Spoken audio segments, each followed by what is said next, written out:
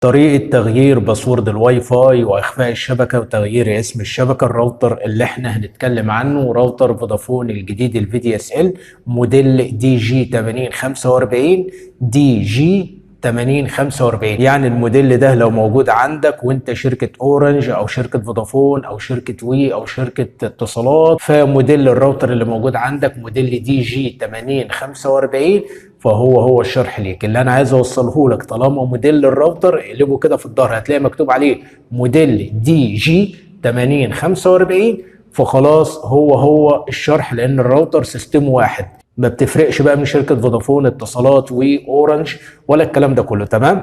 طبعا شرحنا هيكون من خلال الهاتف المحمول، يعني هتمسك الموبايل بتاعك وهتبدا تعمل معانا الخطوات، وان شاء الله هخليك تقدر تغير اسم الشبكه وتغير الباسورد وتعمل اخفاء للشبكه بتاعتك. تمام. كل اللي عليك هتمسك الموبايل بتاعك وتفتح المتصفح. تمام. بعد كده تيجي في البحث هنا وتكتب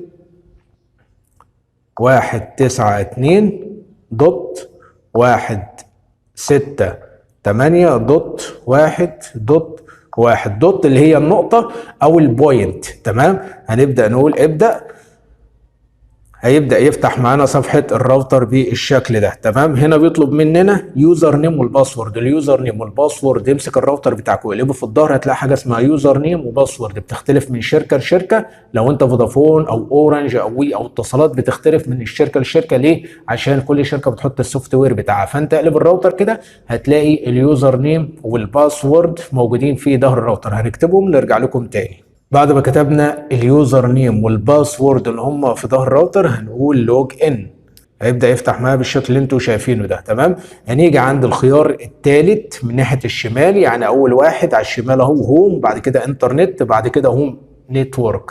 هنبدا نضغط على هوم نتورك. تمام. اللي هي ثالث واحده من على الشمال. ثالث واحده من على ايه؟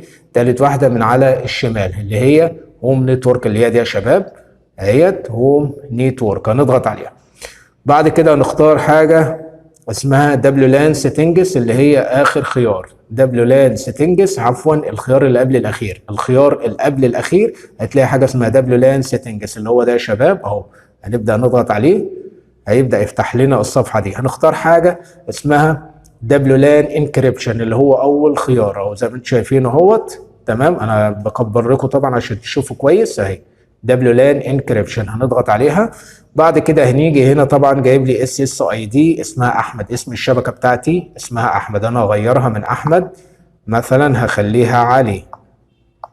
تمام. انا كده غيرت الشبكه بتاعتي من احمد الى اسم علي. تمام. بعد كده هبدا انزل وهبدا اجي هنا هختار على السهم ده، هضغط على السهم ده. بعد كده هبدا اختار الخيار الاخير عشان الحمايه بتاعتي اللي هي زي ما انتم شايفينها كده سكيورتي مود اللي هي دي. تمام. هنضغط عليها ونختار الخيار ده. تمام. بعد كده هنطلع لفوق بالشكل ده كده هنلاقي الباسورد اهوت. طبعا انا همسح الباسورد وهكتب اي حاجه. انا كتبت مثلا اي حاجه الباسورد، فانا مش عارف انا كتبت ايه بالظبط وخايف احفظ البيانات وما اعرفش افتحها، فانا هبدا اضغط على شو باسورد على المربع ده هيبدا يظهر لي الباسورد اللي انا كتبته. هبدا ممكن امسحه تاني وابدا مثلا اكتبه وليكن اخليه احمد. بعد ما خليته احمد هبدا اكتب 12. تمام. بعد كده هبدا احط رمز مثلا رمز الشباك مثلا جابها لي باللون الاورنج يعني ميديوم يعني الكلمه متوسطه، لا انا عايز اخليها قويه. هبدا اضغط تاني وهبدا اعمل حرف الاي كابيتال فهو جابها لي سترونج يعني الكلمه قويه جدا. تمام. طيب بعد كده هاجي عند اخر خيار زي ما انتم شايفين كده اللي هو اسمه هايد برودكاست اللي انتم شايفينه ده يا شباب.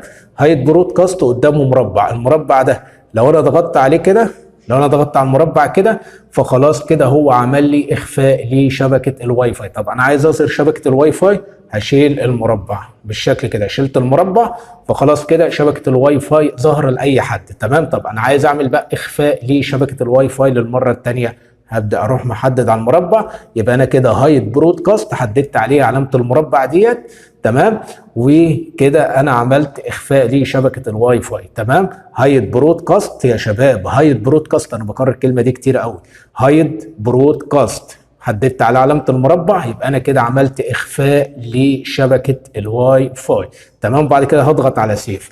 اول ما اضغط على سيف خلاص حفظ لي البيانات. اتمنى اكون وصلت لك المعلومه بشكل سليم. لو عجبك الفيديو لا تنسى الاشتراك في القناه وتفعل زر الجرس على الكل، واشوفك في فيديو جديد. السلام عليكم.